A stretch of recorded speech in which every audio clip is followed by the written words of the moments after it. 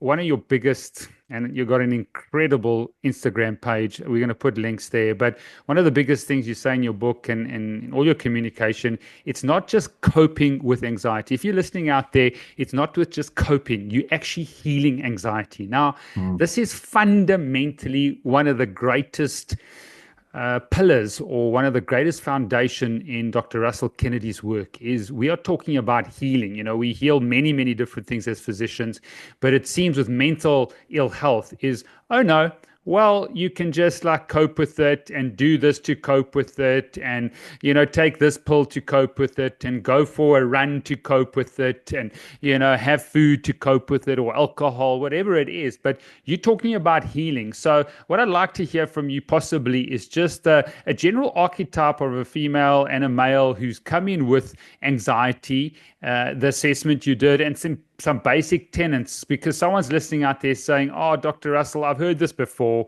You know what? Sure. I've been coping with this for 20 years. You don't know what I'm going through. I've tried everything, and there's no healing to my anxiety."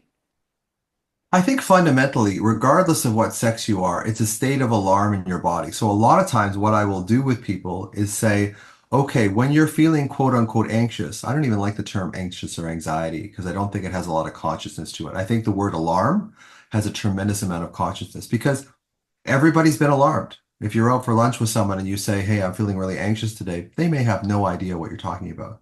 But if you say, I'm feeling really alarmed today, everybody's been alarmed, so they can understand it. So what I will do is I will locate the alarm in your body. So I'll take people to a situation where they would normally feel anxiety, public speaking, or a social dinner or a dinner with the family, like at the holidays.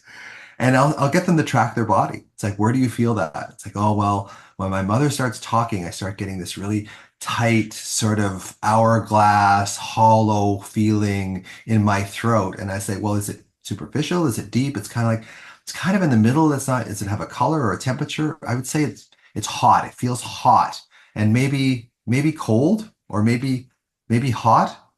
So sometimes because we're dealing with the unconscious mind and it doesn't deal with specifics, you can feel icy hot and burning, or icy cold and burning hot at the same time. Yeah. So I go into where is the alarm in your body? Where does that sit with you?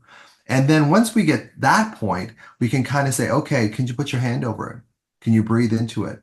Can you see it? Because often that alarm is a beacon from your younger self who had some kind of trauma or some sort of situation that wasn't resolved when they were younger, and that got repressed or suppressed or whatever Freudian term you want to use down into the body. The body keeps the score, right?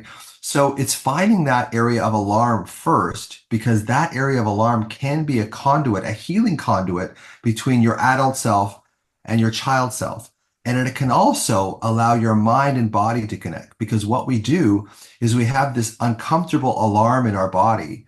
And through interoception, the right hemisphere does not like that feeling. So what I believe happens is when we have this feeling of alarm in our body, is we fire ourselves over into the left hemisphere and start overthinking, over worrying, which in high achievers helps them in a way accomplish, but usually the wheels fall off around 40. So it's one of these things where I find the alarm in people first.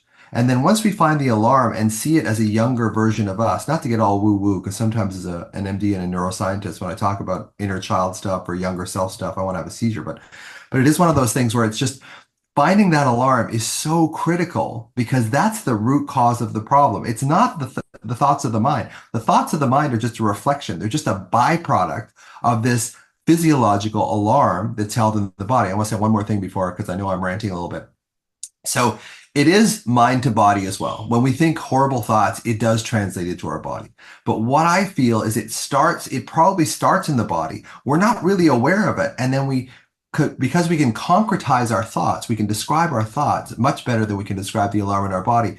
We ascribe the anxiety to these hypervigilant thoughts, when really the hypervigilant thoughts are just a symptom of the anxiety. They're not the root cause. The root cause is this anxiety that's been in your body maybe since you've been 3, 5, 7, 12 years old.